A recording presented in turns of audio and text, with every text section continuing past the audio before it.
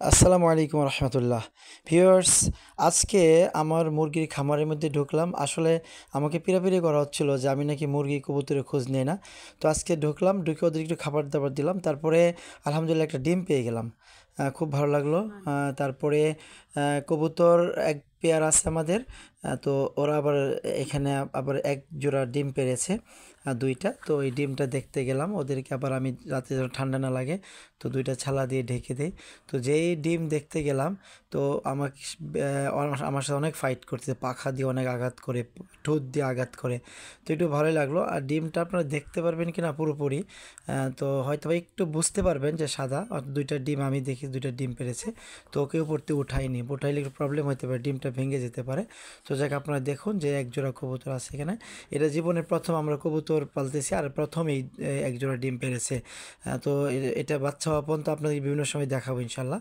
তো যাক, আমি একটা ডিম নিয়ে খামার থেকে বের হয়ে আসি, অনেক ভালো লাগলো। তারপরে এই শীতের দিন আমাদের গ্রামে অনেক শীত পড়ে গিয়েছে। আপনারা হয়তো বা শহরের এই জন্য এত ডিম শীত, আপনারা শীত বুঝতেছেন না। আমাদের আমরা গ্রামের মানুষ, আমাদের অনেক শীত করে রাতের বেলায়। এই জন্য সন্ধ্যার সময় আমরা আগুন পোহাই। আর রাতের বেলা তো আমরা লেপ কাঁথা দিয়ে একদম ঢেকে থাকি। সকালবেলা কাঁপতে থাকি, গরম পানি দিয়ে গোসল করে চলে যায়।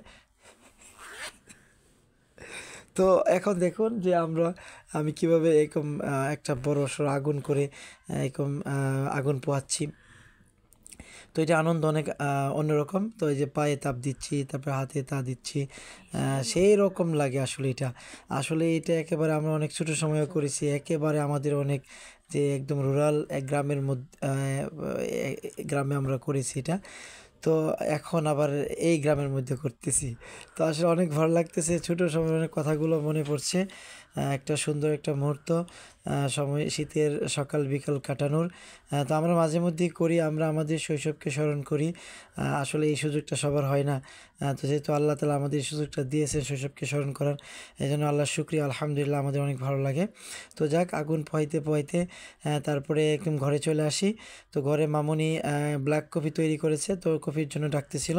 তো একটা এই ব্ল্যাক কফিটা আমি একটু বেশ রিল্যাক্সের সাথে বসে খুব চিল মুডে খাচ্ছিলাম, খুব ভালো লাগতেছিল। তো এরা আবার আমার নিয়ে দুষ্টামি করতেছিল, আমি নাকি বিস্কিট না, আমার বিস্কিট খাচ্ছি না। তো যাক, শেষের দিকে আবার একটা বিস্কিট মানে আমি কফি পান করেছি। তো যাক, কফিটা খুব কমফোর্টেবলি আমি এরকম খুব এনজয় করেই আসলে পান করতেছি। খুব ভালো লাগতেছে এই সময় একটা গরম কফি পান করা। তো আমার ভিডিওটা যদি ভালো লাগে তো লাইক শেয়ার কমেন্ট করতে ভুলবেন না। আর এরকম আমার চ্যানেলটাকে সাবস্ক্রাইব করে দিবেন, আপনারা আমার পাশে থাকবেন। তো এই তো, ধন্যবাদ সবাইকে। আসসালামু আলাইকুম।